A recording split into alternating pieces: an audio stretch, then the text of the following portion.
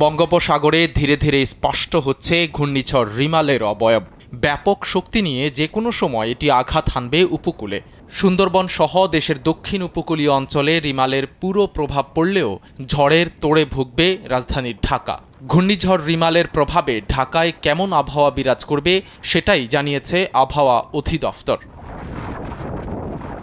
রোববার দুপুরে রিমাল নিয়ে আবহাওয়া অধিদপ্তরের ঝড় সতর্কীকরণ কেন্দ্রের সভাকক্ষে একটি জরুরি ব্রিফিংয়ে কথা বলেছেন অধিদপ্তরের মহাপরিচালক মোহাম্মদ আজিজুর রহমান। তিনি জানান, ঘূর্ণিঝড় রিমালের প্রভাবে রোববার রাত থেকেই রাজধানীর ঢাকায় বৃষ্টিপাত শুরু হবে।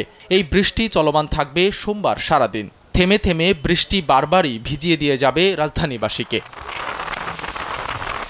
আজিজুর রহমান জানান, ঘূর্ণিঝড়টি রোববার দুপুর 12টায় চট্টগ্রাম সমুদ্র বন্দর থেকে ৩৩৫ কিলোমিটার দক্ষিণ পশ্চিমে, কক্সবাজার সমুদ্র বন্দর থেকে ৩১৫ কিলোমিটার দক্ষিণ পশ্চিমে, মোংলা সমুদ্র বন্দর থেকে ২২০ কিলোমিটার দক্ষিণে এবং পায়রা সমুদ্র বন্দর থেকে ২০০ কিলোমিটার দক্ষিণে অবস্থান করছিল। প্রবল ঘূর্ণিঝড়ের অগ্রভাগের প্রভাবে বৃষ্টিসহ দমকা বা ঝোড়ো হাওয়া অব্যাহত রয়েছে বাংলাদেশের উপকূলীয় এলাকায়।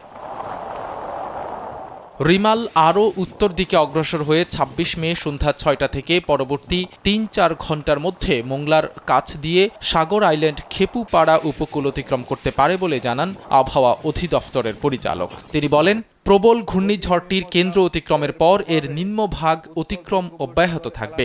বর্তমানে প্রবল ঘূর্ণিঝড় কেন্দ্রের ৬৪ কিলোমিটারের মধ্যে বাতাসের একটানা সর্বোচ্চ গতিবেগ রয়েছে ঘণ্টায় ৯০ কিলোমিটার, যা দমকা অথবা ঝোড়ো হাওয়ার আকারে ১২০ কিলোমিটার পর্যন্ত বৃদ্ধি পাচ্ছে।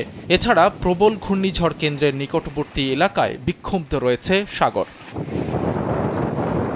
এর আগের আবহাওয়া পূর্বাভাসেও বলা হয়েছিল, ঘূর্ণিঝড় রিমাল রোববার মধ্যরাত থেকে পশ্চিমবঙ্গ ও বাংলাদেশ উপকূলের সমুদ্র তীরবর্তী এবং আশপাশের অঞ্চলে আঘাত হানতে শুরু করতে পারে।